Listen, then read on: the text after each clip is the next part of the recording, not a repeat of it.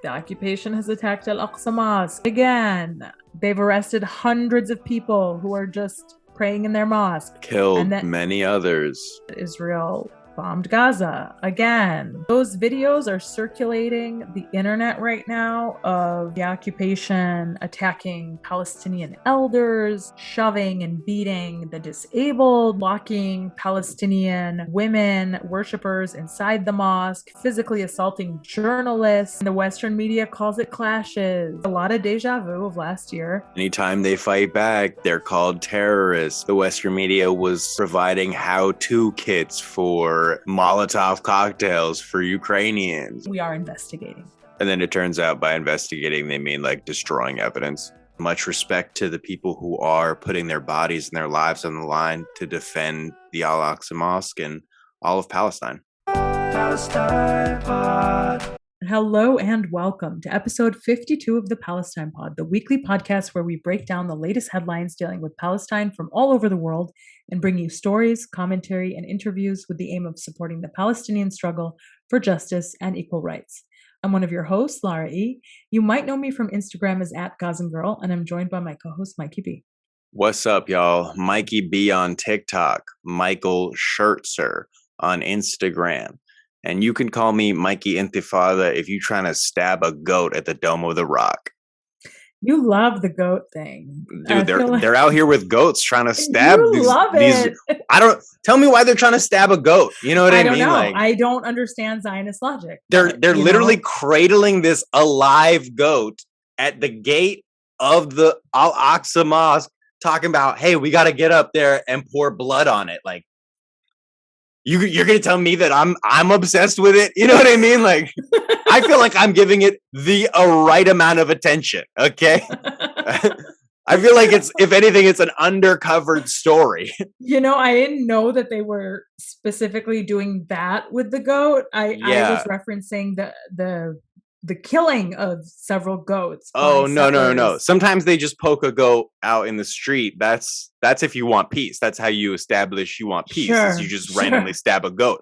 I'm talking about here, like recently, they've been waiting to sacrifice a goat at the Dome of the Rock at the Al-Aqsa compound. Oh, that's a different goat. Totally different goat. But the thing is like they're bringing their own goats. So they're walking in with alive goats, talking about, hey, we just got to poke this guy at the thing. You know what I mean? Yeah, okay, I'm giving it the right amount of attention, I think. Okay, well, before we get into today's episode, please like, comment, and subscribe if you hang out with us on YouTube. If you're listening on a podcast app, subscribe and leave a review. As always, you can find our full episodes and sources on PalestinePod.com. And if you want to get involved in the conversation, reach out to us at PalestinePod@gmail.com and give us a follow on Instagram at the Palestine Pod. Find us also on Patreon, where you can get early access to the Palestine Pod episodes, an additional 1 to 2 podcasts per week, including our latest podcast, the Patreon Pod. It's a little more laid back. We talk politics, Palestine, pop culture, and get a little more personal. We are also hosting our monthly Zoom happy hours with our Patreon subscribers only. So really exciting stuff. Check us out on patreon.com/PalestinePod. Here we are. It's another episode. The occupation has attacked Al-Aqsa Mosque yet again. I mean, it's almost just, we're just being broken records. Play last year's episode. Yeah, let's just play last year's episode and re-release it and be like, shit's happening again. Hey, check this out. Believe it or not, it's relevant. They've arrested hundreds of people who are just praying in their mosque for absolutely no reason. Killed many others. And the Western media calls it clashes. Anytime they fight back, they're called terrorists by the Western media. Meanwhile, the Western media was providing how-to kits for Molotov cocktails for Ukrainians. You know what I mean? Like showing specific weak points on military weaponry so that regular civilians would have an advantage when it came to throwing their Molotov cocktails. Yes, on Russian armored vehicles. Yes, that was a BBC guy. Yes, you're absolutely right. And just recently, like today, we heard that Israel bombed Gaza again. So, it's definitely a lot of deja vu of last year. And we're also seeing the same sort of aggression by the occupation in the occupied West Bank. They continue to invade and attack cities across the West Bank, including Jenin. There we heard that a 19-year-old Palestinian teenage girl died on Monday after succumbing to gunshot wounds. So the occupation has yet again murdered a Palestinian youth for absolutely no reason. She was actually on her way home from school when she was shot in the abdomen by the occupation. And she spent a couple of days in the hospital, and eventually she was pronounced dead on Monday, according to the Palestinian Ministry of Health. It's like, the stories are so many and they all sound the same, but you have to give space for every single one of them, because every single one of them is somebody's sister, somebody's wife, somebody's daughter who's not coming home because the military occupation has murdered her or murdered him. And that's the reality. And if it sounds redundant, it very much is redundant. Living it is redundant, right? For Palestinians. Ever seen that movie Groundhog's Day? Yes. Bill like, Murray, classic. He wakes up every day. It's the same shit. It's the same shit. That's the occupation. That's the occupation. But for Gaza, it's like Underground Hogs Day. We also heard this week that Israeli warplanes carried out several strikes on Gaza. For the moment, we haven't heard of any deaths or injuries, but this is again giving us deja vu of what has happened last year and leading us to question whether or not the occupation is going to turn this into a full-on assault on Gaza like it did last year. Yeah, and Gazans have launched back, right? Like they're resisting in new ways as well. I learned this from JISR Collective, that the introduction of SA-7 anti-aircraft missiles marks a new era of resistance for Palestinians. They can shoot down helicopters and drones. They also force occupation jets to fly at higher altitudes, forcing them to use more expensive bombs, which limits the number of strikes they can do. The era of Israeli air dominance is coming to an end, and the Palestinian people worldwide rejoice at this advancement of the struggle. But just to kind of summarize what's been happening, since the beginning of Ramadan, the Palestine Chronicle has reported that the occupation has killed 17 Palestinians in 2 weeks. This article came out on the 18th, and today we are the 19th, filming this, of April. I think it's important to emphasize that these people are killed for being Palestinian. Ra'ed Khazem, 29, a refugee from the Jenin refugee camp, was killed in Yafa. The first day of Ramadan, 3 people were killed near Jenin. Khalil Tawballa, Sa'ab Abrara, and Saif Abu Libda. On April 10th, we heard that horrific story that the occupation had shot and killed Ghada Sabatin, a 47-year-old widowed mother of 6.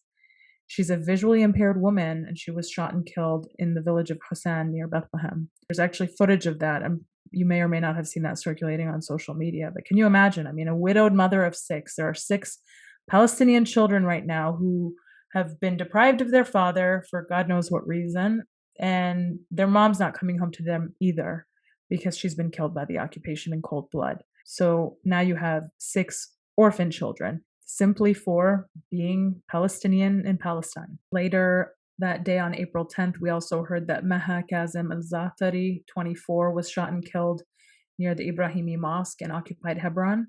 We also heard about 21-year-old Muhammad Ali Ghanem, who was shot by the Israeli occupation soldiers in the back during a military raid in the town of Al-Khadir near Bethlehem on April 11th. On that same day, we also heard about Muhammad Zakarna, who was killed during confrontations with the occupation, also again in Jenin. So a lot of these are coming out of Jenin. On the 12th, we heard about a Palestinian worker who was killed by the occupation in Ashkelon. He was eventually identified as 40-year-old Abdullah Srour. On April 13th, the occupation killed Muhammad Hassan Assaf, 34 years old, an attorney with the Wall and Settlements Resistance Commission. He was shot by the occupation in Nablus. And when I say shot, I mean like literally in the middle of the street. in cold blood. We're talking about extrajudicial executions of people who have done nothing wrong, who are just living and existing on their land. April 14th, the occupation kills 2 other Palestinians, again, in a storming of the Jenin refugee camp. One of the individuals killed was identified as Shaz Kamamji, who was the brother of Aham Kamamji, who was one of the Palestinian political prisoners that managed to dig their way out of the Gilboa prison last September in the Great Escape. The other fatality was identified as Mustafa Abu Brub, who was a resident of the village Misliya. It just goes on and on. And I'm waiting for people to start having bake sales like they did for Ukraine. Yeah. And I mean, look at even the ages. They're very, like, there was even a 14-year-old. On April 14th, the occupation shot Qusay Hamamra, who was 14 years old, during a military aggression near Bethlehem. I mean, what chance do you have if you grow up like these kids in refugee camps because your family was displaced from the village that they're originally from, and your entire life, whether you're 14 or 20 or whatever it may be, you have lived under military occupation. You have lived with the Israeli occupation raiding your refugee camp, raiding your village, raiding your town, and executing whoever they feel like that day, only to come back the next day and the next day and the next day and carry out the same thing in total impunity without any accountability whatsoever. Yeah, it's the kind of thing that make you want to pick up a rock or something, Yeah, right. And it's crazy. I was reading the Israeli press about a girl who was murdered in Jenin. And, you have the statements from her families about how devastated they are. And then you have the exact same line. Anytime Israel kills a Palestinian and is asked to comment on it in the media, there is one line that they repeat over and over and over, and it's the only explanation or statement that is ever given. And that is, Israel is investigating the incident. And you never hear about it again. Like, I honestly encourage everybody to go look at the Western media, whether it be Israeli press or American press or European press. And anytime the government of the apartheid state is asked to comment on a killing of a Palestinian, they will always say the same thing. They will say, we are investigating. And then it turns out by investigating, they mean like destroying evidence. Yeah, or keeping the body out. Incident, like you got to narrow it down, right? There's a couple of them you should be investigating, probably. It's just really devastating. It's just really devastating to think about how many families are incomplete, how many families have been deprived of loved ones because they live on land which is occupied, and the way that the occupation manages to spin that, in the Western media is just it's so sickening and it's so boring, right? We saw Kamala Harris wish the president of Israel, happy holidays and reassert that commitment to Israeli security and defense was unwavering. Again, the really creepy words that are like, it's always unwavering, it's always unconditional, it's always some really superlative statement. It's never just like, we support you guys. It's always like, we support you and it will never waver. It's just weird. And it's language that we only use with Israel. I also encourage you to find any other government that the United States talks about like that. That's a toxic relationship. It's so toxic. Right? Where it's like, yes, master, whatever you say, right? You could do no wrong. Dude, I hope that even I don't think my mom loves me as much as right. The United States and politicians love the occupation. Right. Because dude, there are some conditions. If I started stealing, you know what I mean? Right. If I started murdering people and sure. leaving bodies everywhere, my mom would justifiably be like, honey, I love you, but you're a murderer. You know what I mean? Perhaps we should address this. My mom's a ride or die. So a couple bodies, she'd be like, all right. You know what I mean? Sure. But if it started adding up, she'd be like, we don't even have any place to put this, honey. You're absolutely right. If I started rolling up and stealing land and then killing my mom, who is a nice lady who loves me, I would say nearly unconditionally, would be like, yo, we have an issue. Yeah. And, those videos are circulating the internet right now of the occupation attacking Palestinian elders near Al-Aqsa Mosque, shoving and beating the disabled near Al-Aqsa Mosque, locking Palestinian women worshippers inside the mosque, physically assaulting journalists that were covering the invasion of Al-Aqsa. They were firing grenades off in the mosque. They had Palestinian worshippers on their stomachs, like tied and handcuffed on the floor. Again, having been charged or accused or having done nothing wrong, except for worship in their mosque during a time when the occupation decided to raid. It was a very, very violent and aggressive last couple of weeks. And, we had Bella Hadid posting about this, and she was posting all of the videos of this brutality. And then she also started to complain of some Instagram censorship, which, by the way, I know we talked about this like on previous episodes, how we were in contact with some individuals from Instagram and how they were looking into the instances of censorship that we faced. And Hey, that sounds familiar.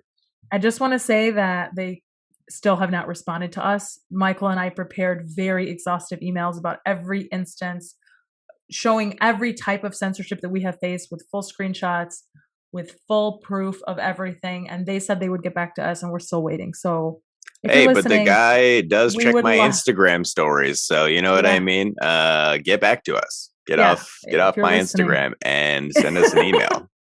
If you're listening, we'd love to hear back, because, I'm still getting DMs today, got a few more that said, Instagram hasn't shown me your stories in months, and I keep doing the same thing that I always do, which is screenshot every single person's message to me when they tell me that I'm being censored, that I'm being shadow banned. And it'll probably end up in a follow-up email to these individuals, but it'll reality end up in a spam folder.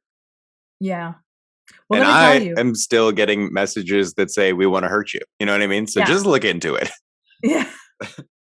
Let me tell you, when Bella said that she wasn't able to post on stories about Palestine and that she was being censored, I wrote to our contact at Instagram, and I told her, I said, now Bella Hadid is being censored. And she wrote back to me immediately, right? She didn't respond to us about our own issues. No, of course. But she wrote back to me very, very quickly and told me that she had been made aware of the situation by Bella's manager and that they are looking into it. And it's like, all right, you can add it to your to-do list of, just the things you've got to look into. Yeah, things you've got to look into. Exactly. Seems like that list is piling up. I know. So they're like, hey, we have to look into our own censorship. Yeah. I know. It sounds very like Wall Street, we're going to fix our own economy type situation. Yeah. It sounds very much like Israel, we're going to look into our own murder of these Palestinians, So American government, we're going to look into the genocide of the natives. Right. We're looking into it. Hey, we are looking. Exactly. Into it. Exactly. Not out. Nothing will come out of it. Right. No, but we are looking into it. In fact, the best part about we're looking into it is that it can just go on forever. Right. Right. Because there's no deadline. Sometimes you even need a fresh pair of eyes. Right. Right. Sometimes it's better to get like a second opinion, pass it down a couple generations. Right. Exactly. Also, things change. Your eyesight changes over time. Right. Yes. Sometimes you need glasses. Right. We're still looking into it. Exactly. All this time we're looking. And nobody can tell you you're not looking. Hey, we're looking into it. Justice and injustice and issues of human rights and life and death can just be, brushed under the rug in one full swoop with this we're looking into it statement. So. Man, that is pretty nifty, right? Yeah. What if the Nazis were like, hey, we're looking into it? but what they were looking into is like how to purchase Zyklon B, you know? Speaking of Nazis, Hey, that's a great transition. I've actually got a good story. You got one? What you got? no, just that, one of my friends got a really horrific message from a Zionist. And I usually don't talk about this shit, but it's relevant. He writes to her in her DMs, "I will kill all of Gaza. Don't worry, both children and all the terrorists, all Palestine terrorists." Then he goes, "Nazi." Hold up. Let's break that down, huh? Because that is a lot. That is quite a lot. So he said, "I will kill all of Gaza, both children and the terrorists," right? Right. And then, so first of all, he does acknowledge that there are innocent people in Gaza. He does acknowledge that there are children that are not terrorists. Right. But then he follows up and he says, all Palestine terrorists. All Palestine terrorists. He changes his mind. He pivots. What a quick reverse. Yeah, quick reverse. And then he just ends it with Nazi exclamation mark. He goes from "I will kill all of Gaza" to calling my friend a Nazi. Just very could be he was signing off as a Nazi, right? Could be. He was like, hey, goodbye, Nazi, right? From a Nazi. Yeah. They don't give their names all the time. So that's true. Sometimes it's just a category, But she sent me this because I had posted some of the Zionist spam that I get, just classic, like, "I have to tell you there's no such thing as a Palestinian people," like, just people telling you don't exist. Yeah, or you were invented after 1948, but there's like coins from 1920s. And like my grandfather was born in the 30s and he was Palestinian when he was born. Yeah, so. And Golda Meir is like, "I'm a Palestinian," you know what I mean? It's we should maybe stop listening to children on the internet when it comes to the historical record, right? I know. It's been called Palestine for thousands of years, people. So I've got a story about Nazis. Okay. Where Ukrainian Azov battalion has now been removed from Japan's international terrorist list. Isn't that nice? Okay. Isn't that nice? The confirmed Nazi group, the Azov battalion. Yeah. The Ukrainian ultra-right Nazi group. Yes. Which has been fighting Russian-backed groups since 2014, funded by the United States, funded by the occupation, has been removed from the terrorist list of Japan. What's Japan doing? What's that all about? And on top of that, Japan apologized for having them on the list. Hey, you ever apologize to a Nazi for correctly identifying them as a Nazi? That is a doozy. And here's the quote. It says, "We are writing to inform you that we have decided to delete the information on Azov Battalion from the International Terrorism Guide 2021 on the agency's website to prevent the spread of misinformation." The agency on April 8th said in an update on its website, "It is regrettable that such information has spread in some cases. The Public Security Intelligence Agency doesn't recognize the Azov Regiment as a neo-Nazi organization." And the Azov battalion wrote back, like, "The fuck you don't? We've been repping Nazis for a while." Like, you know what I mean? They didn't actually, but that's a joke. Yeah. Anyways, so it's just an interesting, development in the continued double standards that exist where you can have, and I don't know how to stress this strongly enough, literal Nazis getting removed from a terrorist list, right? While people who are defending the Al-Aqsa Mosque are being called terrorists. Yeah. This reminds me of something I want to read. Came across this on Twitter. Is the thing that you want to read Dante's Inferno? No, but it highlights the point that you're saying, which is that Palestinians will be shamed and insulted and painted as terrorists by anyone who will, in the same breath, glorify other acts of resistance or allow others to resist in the exact same way or more, right? So this comes from Ben Rife on Twitter, and he's tweeting about something which happened at a small protest in Tel Aviv that he says, quote, illustrated Israeli apartheid in one of the most blatant ways that I've ever personally witnessed. So he writes, the protest took place in front of the Shin Bet headquarters, which is right next to Tel Aviv University, on the lands of the depopulated and destroyed Palestinian village of Sheikh Ouannis. It was a protest against Israel's policy of administrative detention, by which it detains hundreds of Palestinians at a time without charge or trial. Around 40 Israelis gathered with Palestinian flags and posters bearing the faces of Palestinian minors currently detained. After a while, several of the protesters started to block the road with their bodies in an act of civil disobedience. The dozens of police who were present lifted them up and threw them back onto the sidewalk. This repeated for about 20 minutes. No arrests. One young Palestinian man, wearing a kufiya, had happened upon the protest on his way out of university and joined for a few minutes.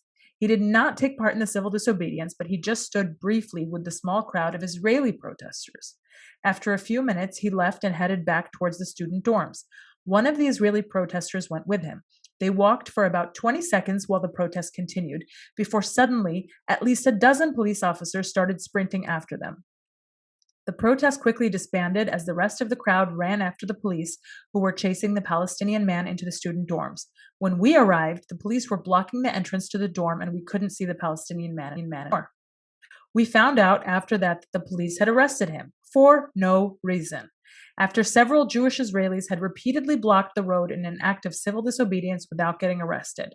Yet the sole Palestinian at this small protest, who was only present for a few minutes and did not participate in any civil disobedience, was chased into the dorm complex by police, including undercover police, and violently arrested. And he finishes by saying, this did not happen in the occupied West Bank, where separate and unequal legal systems exist for Israelis and Palestinians, but in Tel Aviv, right, where they claim that everything is great. He says, from the river to the sea, it's one set of rules for Jews and another set of rules for Palestinians. Yeah, but is he gay? You know what I mean? Is who gay, though? I don't know. They just say shit about it. You know, it's like, at this point, who even knows, bro? Yeah, like, yeah. But that's the reality, right? Like, if you're Palestinian, the marge of space where you have to live, breathe, exist, resist, whatever it may be, it just doesn't exist. Yeah. You're not afforded any space to inhabit in this world. You're not allowed, you're not afforded the ability to react to the deprivation of your human rights. Meanwhile, the settlers can just like waltz around anywhere, like sacrificing goats and stuff. Just real weird shit. Have you seen the pictures of the settlers dressed as Palestinian Muslim worshippers? Yeah, they tried to dress up undercover and like they got called out. There's also been videos of them circulating trying to enter in the Muslim entrance in disguise and then getting beaten up and having to run away. 2 Israeli settlers were injured after they were shot while trying to enter the tomb of Joseph in Nablus. Israeli soldiers actually shot and killed a Israeli Jewish man believing that he was Palestinian. Friendly fire, that's what they call that. Yeah, a little leopard ate my face action, you know, little can you believe it's not butter? What the fuck? I don't even know what that means. Me neither, but it sounded like right. Laugh, you know what I mean? I want to laugh. It sounded right. Initial reports in Hebrew media actually called it a terror attack committed by a Palestinian from Gaza, but that official version was later altered. The tweet says, if the unidentified man killed in Ashkelon tried to grab a gun from the Israeli soldier and a colonel killed him after noticing it, what were the Benjamin Brigade soldiers doing in the middle of a highway? Not a bus stop or a parking lot, as reports claimed. The Times of Israel claims that the man who suffered from mental illness tried to snatch a gun from a female Israeli occupation soldier and was killed by the commander of the brigade who, quote, chased him while calling on him to stop in Arabic, before fatally shooting him. That's something that they do as well, where they will murder people and then blame them for getting murdered. You know, they'll be like, oh, they wanted to die. It was a suicide by occupation. They'll be like, that person had a mental illness. And it's like, actually, they were crossing the street. Like they had a tummy ache. Al Jazeera reported that thousands of Jewish settlers marched on Tuesday to the abandoned outpost of Hamish in the occupied West Bank. And the occupation soldiers injured at least 40 Palestinian protesters after thousands of Jewish Israeli settlers marched to the evacuated settlement outpost near Nablus in the occupied West Bank. So basically, thousands of settlers are marching on land that they illegally occupy, land which is Palestinian, and the occupation soldiers injure 40 Palestinians who are protesting this illegal provocation. This is just par for the course. We know that they do this all the time, that the occupation army is protecting settlers in whatever they decide to do. Also, the settlers are running around chanting Nakba. Yeah. I don't know if that was in this specific incident. But no, they're like running onto the Al-Aqsa compound chanting about, Nakba. They're saying the names of people who have been victims of Israeli terrorism, just like trying to constantly stir up a feeling of insecurity among Palestinians, a feeling of fear, a feeling of total domination. Just want to finish on this. The occupation fired rubber-coated bullets and tear gas at Palestinians protesting against this event. And according to the Israeli media, around 70 buses carrying 1,000 families registered for this event, and several Knesset members were also in attendance. And this event was literally a march on illegally occupied Palestinian land, again, to show their power. Hamish was originally built in 1978 as an Israeli military base on private Palestinian land, and then it was basically stolen and given to settlers in 1980. In 2005, it was evacuated as a part of Ariel Sharon's quote-unquote disengagement plan. And we have already talked about how all Israeli settlements in the occupied West Bank and East Jerusalem are illegal under international law, but the settlement of Hamish is also considered illegal under Israeli law because the colonial court has ruled that the land belonged to the private owners from the village of Burqa. Despite the fact that the outpost has been evacuated, the Israeli army maintains a military base in that location, and the settlers remain able to access it, while the Palestinian landowners, who are acknowledged to be the landowners, even according to the Supreme Court of Israel, are forbidden from going on their land. The Supreme Court doesn't have guns, do they? In 2007, the settlers actually opened a quote-unquote religious school or yeshiva at the outpost, and the school continues to operate. And the settlers are allowed to camp at the outpost, but not have permanent homes. Those settlers are the only ones like willfully living in tents, right? Palestinians have to live in tents as refugees. Like that's the cards they've been dealt. But those Israeli settlers, they just cosplay. Exactly. Living in a refugee camp. Exactly. Because it's like they couldn't possibly imagine actually doing it. There you go. Couldn't have said it better myself. This is one of the years where we would be remiss if we didn't talk about religion. Like largely, I like to establish that it's not, Judaism has nothing to do with Zionism, that the conflation of the two is wrong and in itself anti-Semitic. But because of the way the calendar works this year, it's the first year in quite some time that all of the Abrahamic religions share in a holy weekend, right? Like we had Passover for Jews. It is Ramadan for Muslims. It is Easter for Christians. And so in theory, right, it should be a time where everyone is rejoicing, where everyone is at ease, where everyone is living with love and light and compassion for one another, for our brothers and sisters from all walks of life. Like, if we were true to the letter of our religions, then that's how we would all be feeling right now. But because Zionism doesn't give a fuck about Judaism or Christianity, and specifically targets Muslims during their month of fasting and prayer and dedication, because Zionism specifically does that, it has ruined what could have been a beautiful moment in time. Now, I'm not saying like I didn't expect them to do that. They do this every year. They've ruined Palestine. They've ruined life for many people.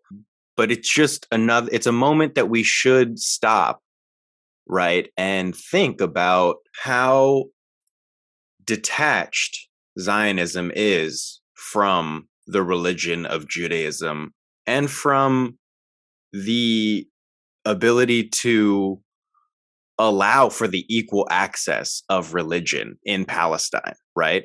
In the birthplace of Christ, in a place where the prophet, peace be upon him, helped to proliferate the spread of Islam, and a place where Islam today is represented in the site of the Al-Aqsa compound, the Al-Aqsa Mosque, all of the, the entirety of the space of Palestine, frankly, is a dedication to religion. And they destroy mosques, right? They destroy the artwork, which takes years. It's culture. It takes years to build. People have to learn a trade. They have to master a craft, right? There's a ton that goes into it. They destroy churches, right? They stop Palestinians, Christian Palestinians, the literal descendants of Christ, from practicing Christianity on Easter. And they totally disrespect Judaism by murdering people, by sullying the name of Judaism so that it is in any way associated with Zionism. Yeah, that was so articulate. I have nothing to say in response. Like, you're absolutely right to want to make that reflection about what this time could represent. Yeah. And like what it could mean for humanity. But all of what we're seeing come out of there is just aggression and brutality and state violence against an occupied people who have nothing but rocks to resist. And yet somehow we continue to be painted as the ones who are attacking the occupation soldiers who are on our land in our mosque, and that they need to defend themselves from us. Like, stop being in my mosque and throwing grenades and, firing at us while we are praying in our mosque on our land. It's and randomly beating people in the courtyard, children included. Yeah. Like, those videos were brutal. Like, they're terrifying. Those videos are brutal because you see them manhandling, shoving, and beating with sticks like people the age of my grandfather. Their bones are already brittle. They already can barely walk, and they've been there for 80 years. Like, they've literally been there longer than your oppressive colonial entity has. And they've grown up there their whole life and all the generations before them. And they're being made to feel as if they're strangers on their own land, as if they're doing something wrong by existing on it. And I mean, all you have to do, like, if I think it's worth it. If you're listening to this podcast right now, just go into Google and type Israel destroys church. Just type it, and you'll get article after article after article after article. Type Israel destroys mosque, and you'll get article after article after article after article of incident after incident after incident, year after year, where the occupation takes it upon itself to desecrate, to destroy, to invade houses of worship in Palestine, whether it be for Christian worship, Muslim worship. It doesn't matter, because They have no respect for the land. They have no respect for the religious traditions that were born from this land. So I came across a visual on Reddit that displays Palestinian rebels from Haifa posing with their commander. One rebel is carrying a Palestinian flag with a crescent and a cross that shows Muslim and Christian unity during the revolt against British rule in 1937.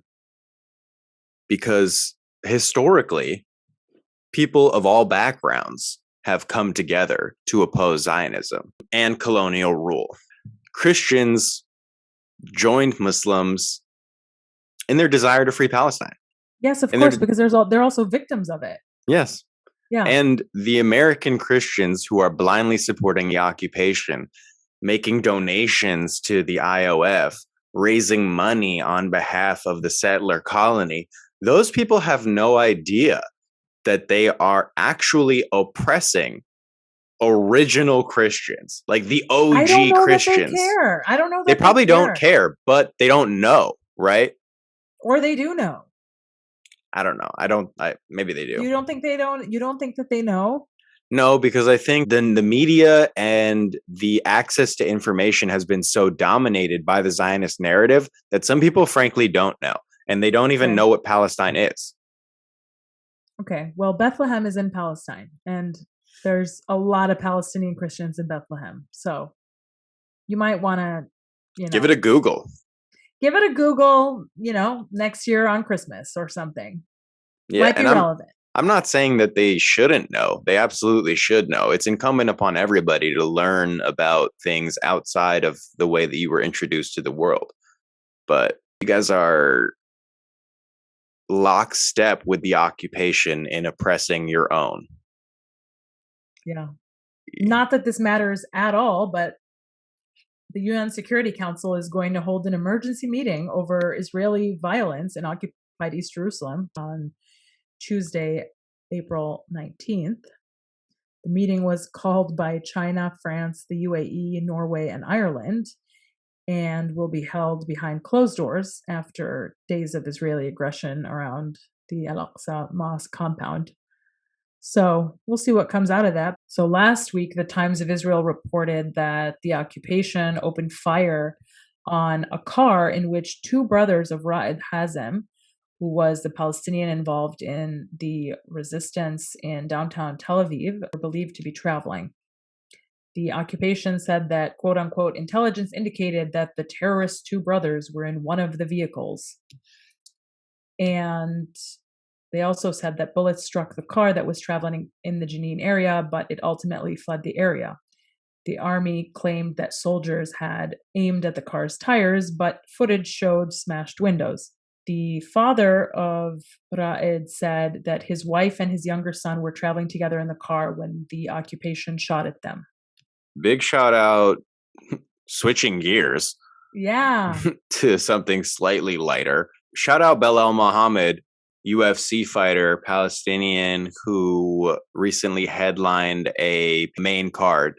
And he did a great job. He won the fight. He out-wrestled the guy for about 25 minutes.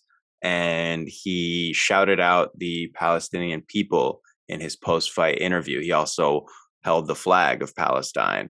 He spoke directly about what's happening at, Al-Aqsa and the people who are dying every day and defending the land of Palestine with their bodies. And so just major shout out to him. I know that the UFC has in the past stopped him from having his flag, and also they've snubbed him on a post-fight interview before, but he shined too bright because they can't not interview the winner of the main event.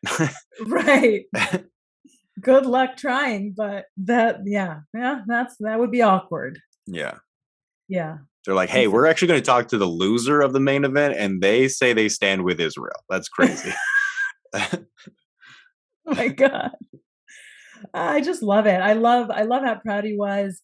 I love how he took, the few seconds he had to shout out Palestine. He told us, everyone sees what's going on in Palestine, and he wanted to give blessings to everybody out there. And And he said that's the real fight. And then that's really, that's really cool. That's really, really cool.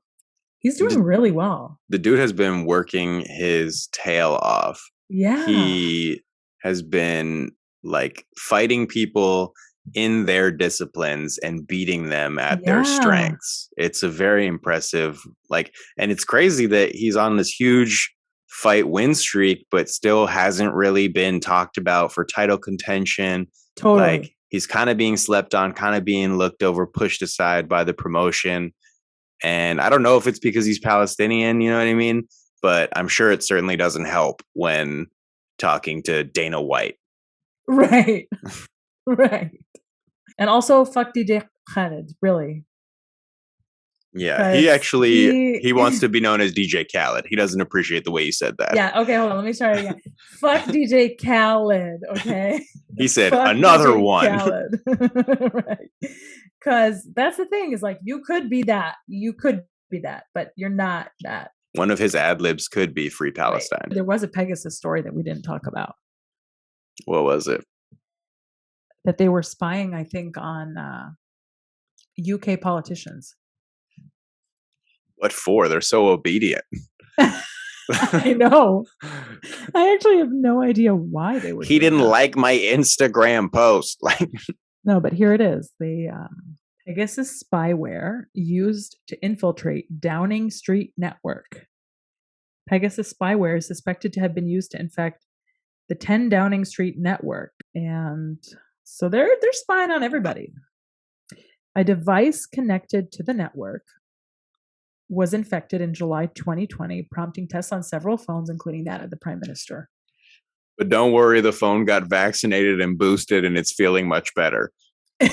Exactly. Zionists stay spying.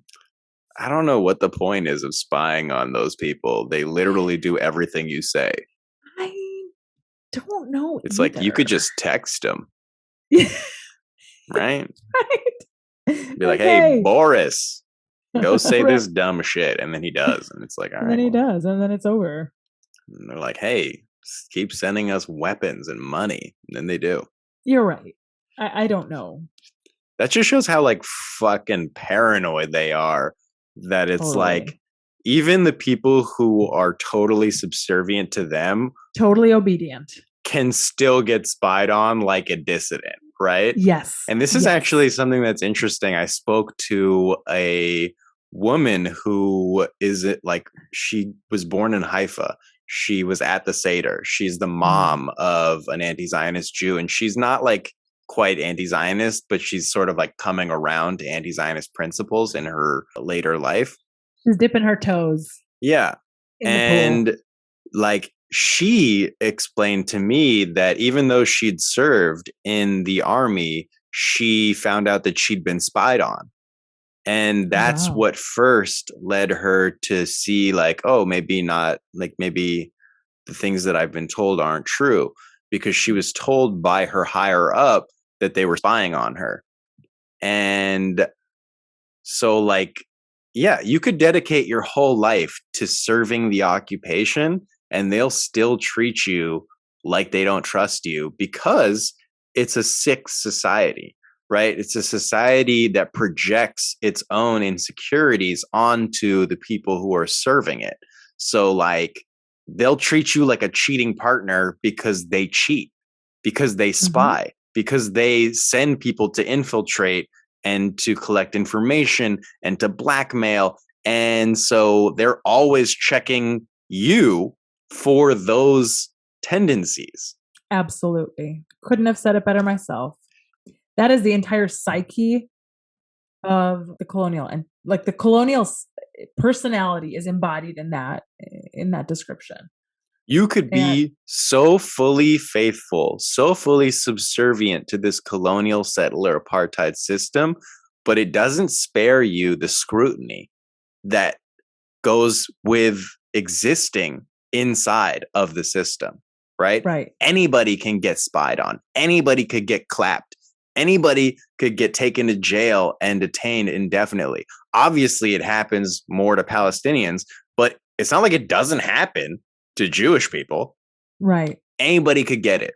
And they'll look into it. They'll look into whatever incident happened. It's a great place to stop. Yeah. That has been another episode of the Palestine Pod. Thank you all so much for listening.